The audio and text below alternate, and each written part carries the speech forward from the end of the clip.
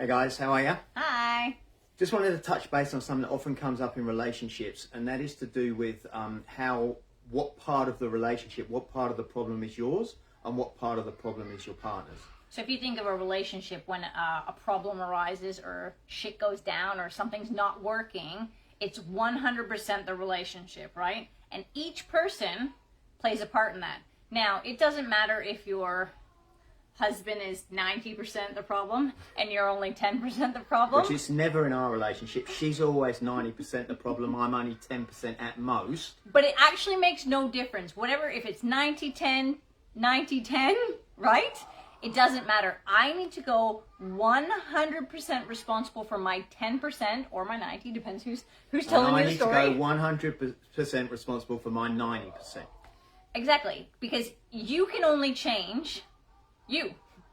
You only have the power to change you. You can influence your partner, you can let them know their part, all those kinds of things, but the power to make change in your relationship, the buck stops here or the buck stops there. Now let's just say that my part in it is only 1% even. That 1% changes the way her 99% looks, feels and occurs.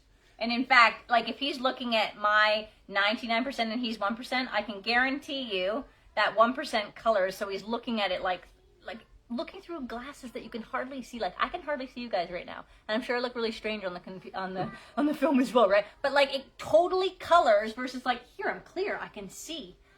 And if I go responsible for my 1% or my 99% or whichever percent it is, it'll completely alter and change my power to make change in that dynamic, in that argument, in that fill in the blank as to what it might be in your relationship. That's one of the keys. I noticed being in Canada here that one of the things is I find that people's tone is a lot sharper than I'm used to. And I've often found that Gail's tone's a lot sharper than I'm used to. And so I'll often complain that she's talking to me in a sharp tone. I'm quite sensitive, you know. So I'll often complain that she's talking to me in a sharp tone.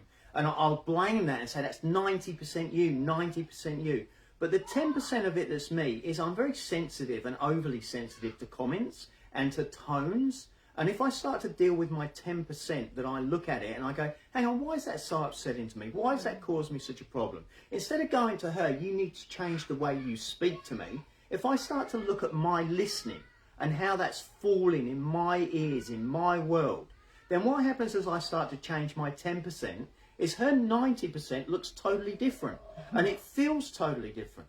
So that's the aim of the game here, is to kind of get this sense of, okay, forget about trying to change them, her, me, whoever it may be. Forget about whether it's 90% them, 10% you. Just know that if you're in an intimate relationship, you have a percentage to play, a percentage part to play in part of the problem. Never, ever, ever, ever, ever, ever, ever, ever, never, ever, ever is it wholly, solely one person. There is never any dynamic that goes on that is just one person's responsibility. It can't in an intimate relationship. Unless you're having an argument with if you're in an intimate relationship with yourself and yourself only and there's no other person, fine. But otherwise, there is a percentage that you play. See, Gail never had a problem with her tone till I rocked up and started saying, oh, it's your tone. So it can't only be her. It must have something to do with me, because if I wasn't here, it wouldn't be a problem. I would speak the way that I speak. So any problem that you're having with your partner that you feel like they need to change, forget about worrying about whether they need to change and start worrying about what part you need to change. Because once you start to get that and you start to see that you can change your part, her tone now is not a problem to me because I've dealt with my part in it. And it doesn't matter to me. I just listen to her through, not all the time, right, guys? Don't get me wrong. But I listen to her through ears of love now. Because I've taken these binoculars and I've opened up the way I listen. And I realise it's just how she speaks, and it's probably more to do with her accent than anything else. And so I've dealt with my 10%. Now, if she does have a problem with tone and that, and she feels she does, that's up to her to deal with. That's not my job to fix her, change her. My job's to deal with what's going on with me. So make it your job in your relationship to firstly deal with what's going on with you. And interesting enough, guys, when you start to deal with the part that you can go responsible for, your percentage, your part in it is naturally over there. there's less resistance to change, there's more movement takes place, and naturally both people start to evolve and move. But when two people are going at it and it feels like one person's to blame and this person feels like there's no part, it's like nothing moves, no things are moving. Whereas the moment you go responsible for your part and you trust that this part will start to move and shake, it actually does.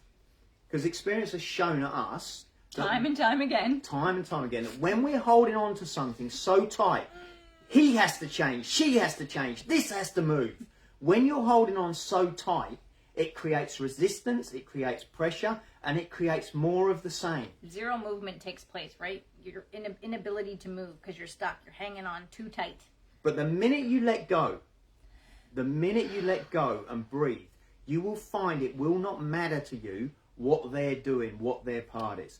And all of a sudden, I've found with Gail in lots of instances that when I've had stuff like this going on and I've let go of my part, all of a sudden she changed anyway. And I look at it and I go, well, was that me or was that her? Was that me that gave something up and now she's changed? Or is it because I've given something up that she now occurs differently? And the reality is it actually doesn't matter which person goes first, which person's moved first, what moved and shaped in order for the relationship to come back together. The aim of the game is always to bring you back together as a 100% relationship entity, back together, back as a whole. So stop trying to fix your partner. Stop trying to work out what's wrong with them. Stop trying to work out how much of the actual percentage it is. Oh, it's 95%. No, it's not. It's 94%. Who cares about that? The important part is that you have a part to play in it, and understanding your part and changing your part will change the dynamic of the whole relationship. It will change the problem. It will change the way you look at it. It will make you feel differently. It will make you experience it differently, and it will give you a better, more solid relationship and a better way of communicating. Even from the point of view that I might say, hey, darling, would you mind if you just took a breath before you speak to me and said that in a slightly nicer voice? I mean, it sounds a bit pathetic, I know. But I am like that. I would do that, right? Oh, classic. So you start to get more power in being able to talk to them in a way that isn't coming from a place of being right. You need to do this in order for it to work. No, that's not accurate. You need to let go of your part, and then you'll be able to communicate in a way that lands much softer, much more delicately, with less resistance, less defensiveness, and leaves her or him in a better place to change his percentage of it if he wants to. And that's the bottom line of it. So let go of your part. Okay, guys? Anything else for you? That's it. That's all for tonight. All right, guys. Have a great evening. If you have any questions, just drop them below, and we'll see you soon. Thank you. Bye, guys. Bye.